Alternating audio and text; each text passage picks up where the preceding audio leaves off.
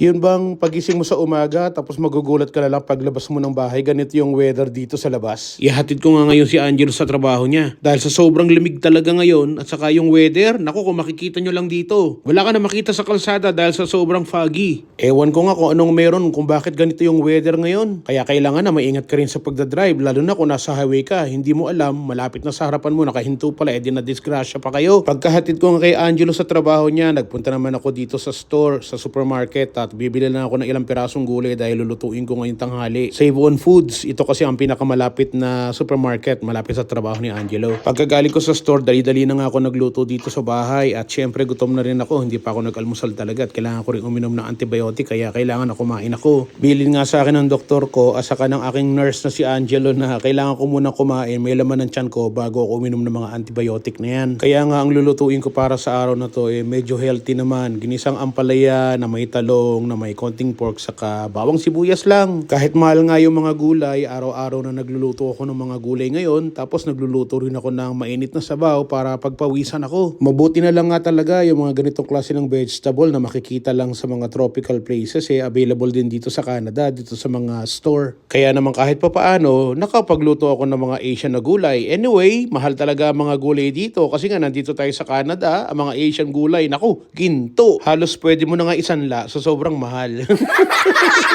Ilang beses na nga ba ako nag-try na magtanim ng mga ganitong klase ng gulay dito sa mga paso dito sa loob ng bahay. Pero naku, ayaw naman magsitubo ng mga anak ng tipaklong na yan.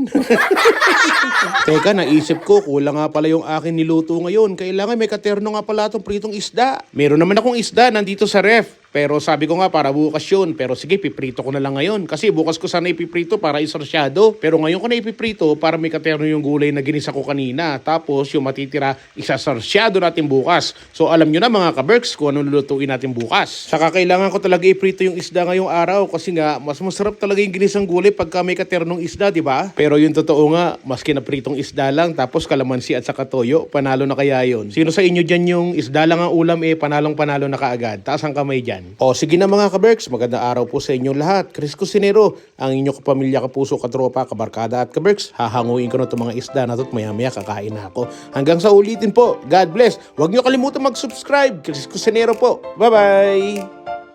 Ano man ang hamon ng buhay, palagi ka lang sumabay. Piliin mo laging sumaya, kay Chris Cusinero panalo ka. Di lang pagluto at sa kusina, sa adventure ay kasama. Sa lugar na kakaiba, halika na kay Chris Cusinero na. Halika na't sumama ka at manood, mga matay mamamangha, di lang dyan ang